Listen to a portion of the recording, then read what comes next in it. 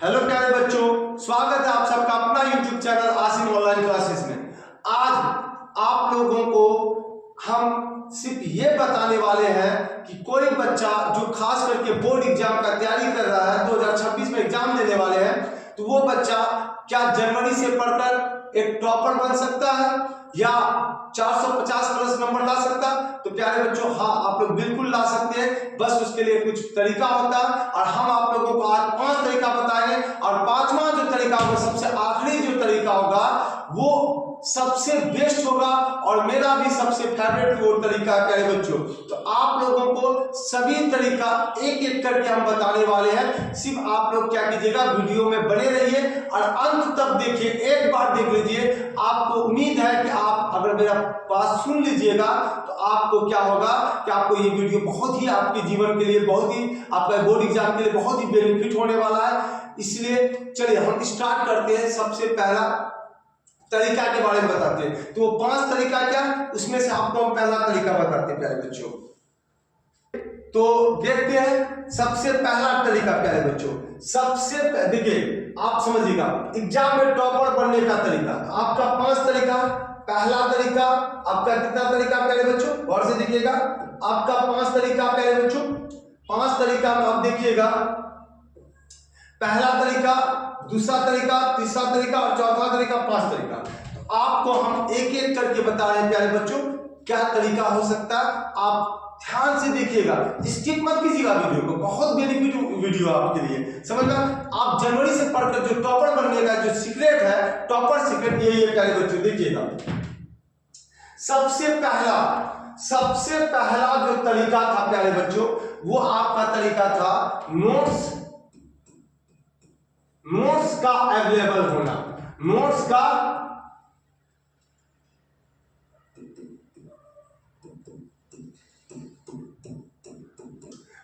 का अवेलेबल होना, यानी प्यारे बच्चों आप समझिएगा कि आपके पास क्या होना चाहिए, नोट्स होना चाहिए। अगर कोई बच्चा एग्जाम का तैयारी कर रहा है और उसके पास मात्र जनवरी और फरवरी 10 दिन बचा है, 40 दिन बचा, टोटल कितना दिन बचा प्यारे बच्चों, 40 दिन बचा है।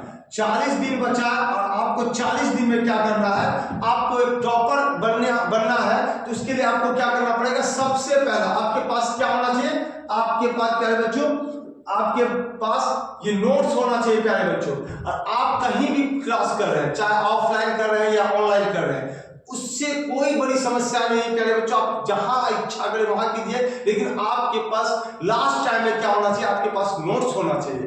क्या होना चाहिए, नोट्स होना चाहिए। जैसे कि मान के चलिए आप युद्ध करने जाइएगा और आपके पास हथियार रहेगा, तब ना आप युद्ध कीजिएगा।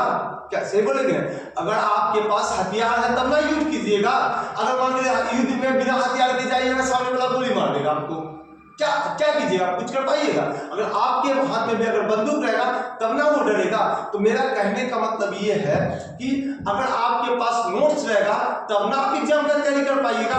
तो सबसे पहला इंपॉर्टेंट होता प्यारे बच्चों, वो है आपका इंपॉर्टेंट। सबसे पहले 2026 में एग्जाम देने के लिए सबसे इंपॉर्टेंट है प्यारे बच्चों, वो है आपका नोट्स। क्या होना चाहिए, आपके पास नोट्स होना चाहिए। तो सबसे पहले आप जितना भी सब्जेक्ट है आपके पास, जैसे कितना बच्चे का क्या क्या सब्जेक्ट है, हिंदी है, उर्दू है, संस्कृत है, मैथ है, साइंस है, आर्ट्स है, आपका जितना भी सब्जेक्ट है, सबसे पहले आप नोट्स का इंतजाम कीजिए। क्योंकि नोट्स रहेगा तो ही आप क्या कर पाइएगा, बेहतर से बेहतर उसको पढ़ पाइएगा और एग्जाम का तैयारी अच्छे से कर पाइएगा। तो सबसे पहले क्या होना चाहिए, आपके पास नोट्स होना चाहिए। दूसरा क्या है प्यारे बच्चों, दूसरा देखिएगा राइटिंग सुधारना। अब आइए समझिए, आपको क्या करना, दूसरा नंबर में आपको राइटिंग सुधारना प्यारे बच्चों। क्या सुधारना, राइटिंग सुधारना। राइटिंग सुधारना आपका दूसरा काम है प्यारे बच्चों, ठीक है। आपको क्या करना, राइटिंग सुधारना। सबसे पहली बात देखिएगा, आप समझिएगा, इसको अच्छा समझिएगा कि अगर आपका राइटिंग अच्छा हो रहा है और आपका राइटिंग खूबसूरत है, तो आपका जो बॉडी कॉपी जो चेक करेगा, आपका जो कॉपी चेक करेगा प्यारे बच्चों, वो कॉपी चेक कर आपका राइटिंग देख के क्या होगा, आकर्षित हो जाएगा। राइटिंग देख के क्या हो जाएगा, आकर्षित हो जाएगा। और आप कॉपी को इतना अच्छा से सजाइए और लिखने का तरीका इतना बेस्ट बनाइए। आप डेली 5 क्वेश्चन 10 क्वेश्चन आप लिखने का कोशिश कीजिए, और कोशिश कीजिए कि ओवर राइटिंग नहीं होना चाहिए। कॉपी में क्या नहीं होना चाहिए? आपका ओवर राइटिंग नहीं होना चाहिए। कॉपी में आपका ओवर राइटिंग नहीं होना चाहिए। अगर आपका ओवर राइटिंग हो जाएगा पहले बच्चों, तो कॉपी में आपका नंबर कम, आपको नंबर थोड़ा कम मिलेगा। तो आपको क्या करना है, सबसे पहली बात कि आपको ओवर राइटिंग नहीं करना, आपको क्रॉस का निशान बहुत कम मारना, गलत बहुत कम करना।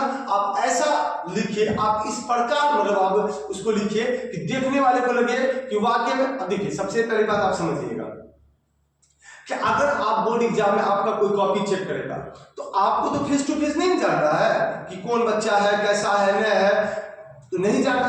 तो आपका पहचान किससे होगा? तो आपका पहचान आपका कॉपी से होगा, और आप कॉपी में जो लिखिएगा वही चेकर को दिखाई देगा। जो बोर्ड एग्जाम का कॉपी चेक करेगा वही देखेगा आपका कॉपी, और वो कॉपी अगर आपका सुंदर लिखा हुआ रहेगा, राइटिंग अच्छा रहेगा, तो आपको मार्क्स भी पूरा का पूरा मार्क्स देगा।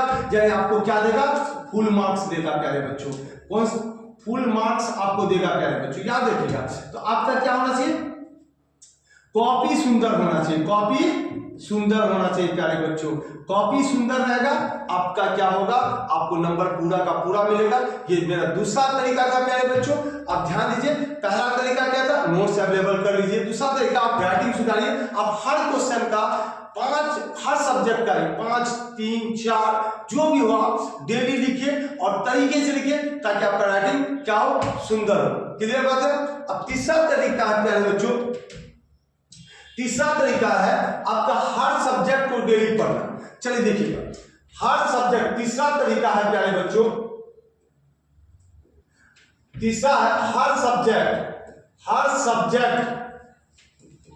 सब्जेक्ट को रोज पढ़ना, हर सब्जेक्ट को रोज पढ़ना। प्यारे बच्चों, तीसरा आपको यह समझना पड़ेगा, तीसरा आपका प्लान यह होना चाहिए कि आपका जितना भी सब्जेक्ट है, चाहे आपका देखिए आपका सब्जेक्ट है मैथ, आप इसको डेली पढ़िए। दूसरा आपका साइंस, साइंस में प्यारे बच्चों आपका 3 किताब है, जिसको बोलते हैं फिजिक्स, केमिस्ट्री और बायोलॉजी। आपको हर सब्जेक्ट को डेली पढ़ना है। आप देखिए आपका क्या हो गया प्यारे बच्चों? आर्ट्स हो गया। आर्ट्स में आपका 4 किताब है प्यारे बच्चों, हिस्ट्री है, ज्योग्राफी है, सिविक्स है, इकोनॉमिक्स है। आपको ये चारों को भी पढ़ना पड़ेगा।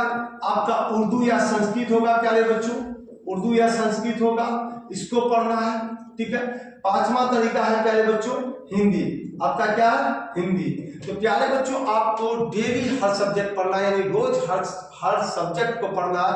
आप समझिएगा, अगर आप डेली हर सब्जेक्ट को पढ़े, हर सब्जेक्ट को कवर करें, इससे क्या होगा? आपका एक भी सब्जेक्ट छूटेगा नहीं, और आपका एक सब्जेक्ट छूटेगा नहीं तो आपका तैयारी क्या होगा? बहुत अच्छी तरीके से होगा। ठीक है। तो कहने का मतलब है आपको डेली आपको क्या करना है?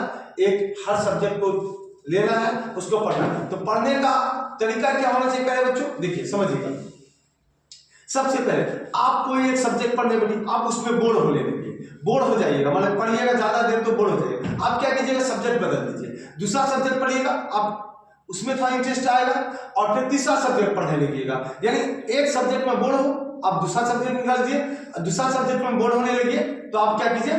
तीसरा सब्जेक्ट निकाल दीजिए। इस तरह करके आपको क्या करना है? आपको हर सब्जेक्ट पढ़ना। तो मेरा बात समझिएगा, आपको हर सब्जेक्ट आपको रोज पढ़ना है, और एक टाइम बनाना पड़ेगा प्यारे बच्चों कि आपको हर टाइम कौन सा टाइम में कौन सा सब्जेक्ट पढ़ना है।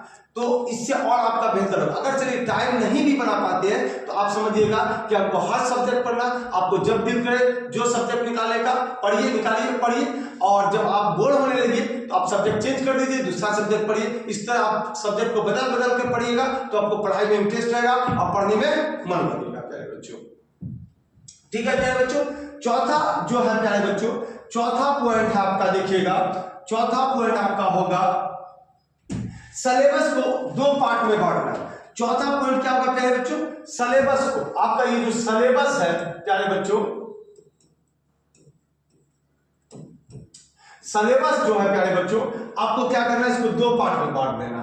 एक आपको बांटना सब्जेक्टिव में, एक बांटना आपको ऑब्जेक्टिव में, एक बांटना आपको सब्जेक्टिव में, एक बांटना प्यारे बच्चों ऑब्जेक्टिव में। गौर से देखिएगा, आपको सिलेबस को 2 पार्ट में बांटना है। आपको कितने पार्टों में बांटना? तो आपको 2 पार्ट में बांटना, एक आपको बांटना सब्जेक्टिव में, एक बांटना ऑब्जेक्टिव में। क्योंकि प्यारे बच्चों सब्जेक्टिव भी आपका कितना नंबर का आता?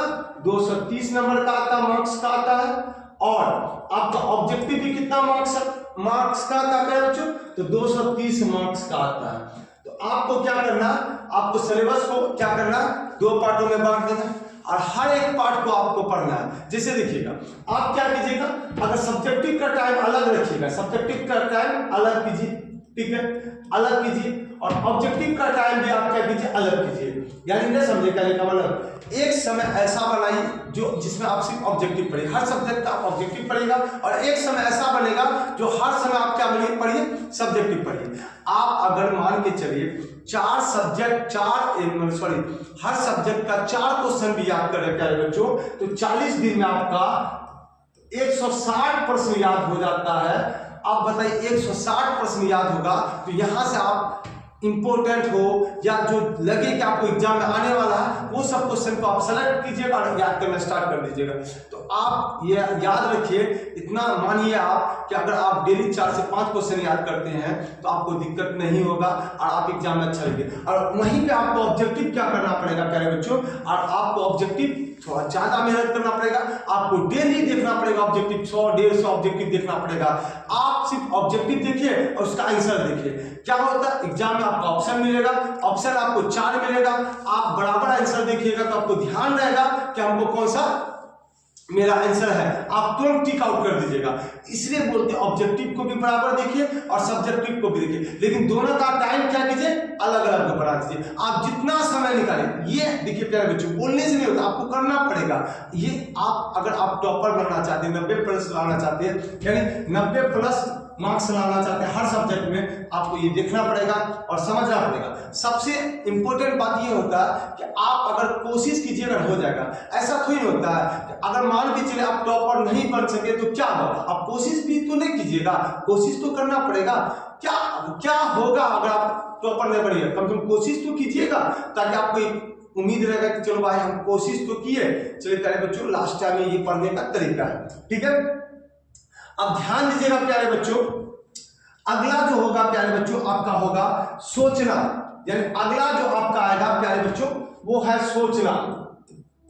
यानी कहने का मतलब है प्यारे बच्चों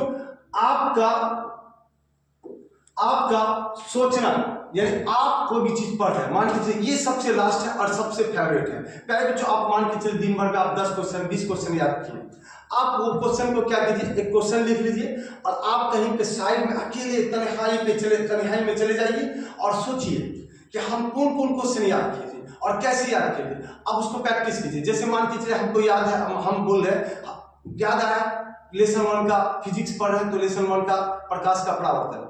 तो जब प्रकाश का परावर्तन क्या है, अब माइंड में सोचिएगा और सोचिए और उसको सोचिए, जब प्रकाश की किरणें, मन में सोचिएगा, जब प्रकाश की किरणें किसी परावर्तक सतह पर पड़ती है तो टकराकर अपने ही माध्यम में लौटने की घटना को प्रकाश का परावर्तन कहते हैं। आप सोचिए, इसका एनिमेशन कीजिए, यानी सोचिए, थिंकिंग कीजिए, एनिमेशन कीजिए। आप मान लीजिए आपके सामने बोर्ड है, आप उसका फिगर बनाइए, कोई भी लॉन्ग क्वेश्चन हो या शॉर्ट क्वेश्चन हो, आप सोचिए और कुछ क्वेश्चन के पीछे आप कोशिश कीजिए कि आखिर ये क्वेश्चन कहता क्या है और उसका आंसर क्या है। यानी आप थिंक पावर को जितना बढ़ाइएगा, यानी आप जितना ज्यादा सोचिएगा, आपको मालूम है उससे उतना ही ज्यादा बेनिफिट होगा। इसलिए आप अपना सोच को बढ़ाइए। कभी कभी क्या होता है, आप अकेले में चले जाइए, कहीं तन्हाई जगह में चले जाइए, कोई सेपरेट छत पे चले जाइए या कोई रूम में अकेला कुर्सी में बैठ जाइए, आराम से कुर्सी लगा के बैठिए, आप किताब कॉपी कलम जो भी हो आपके सामने सब बंद कर दीजिए। आप सोचिए कि हम सुबह से शाम तक या दिन भर में या 24 घंटा कितना पढ़े, जितना भी पढ़े सबसे पहले उसको दिमाग में रिवीजन कीजिए। आप कोशिश कीजिए, आंख बंद कीजिए, रिवीजन कीजिएगा तो आपको पता चलेगा। जैसे ही आप रिवीजन किया हुआ होगा, आपको जो जो प्रश्न में दिक्कत हो तुरंत खोल के देख लीजिए, 100% आपको क्या होगा समझ में आ जाएगा प्यारे बच्चों। तो सोचना सबसे इंपॉर्टेंट है, आप सोचिए, याद रखिएगा। और एक बात बता रहे हैं कि अगर कोई वीडियो में नए हैं प्यारे बच्चों तो चैनल को सब्सक्राइब कर लीजिए और बेल आइकन का बटन दबा दीजिए ताकि इसी तरह का वीडियो आप लोगों के बीच आते रहे।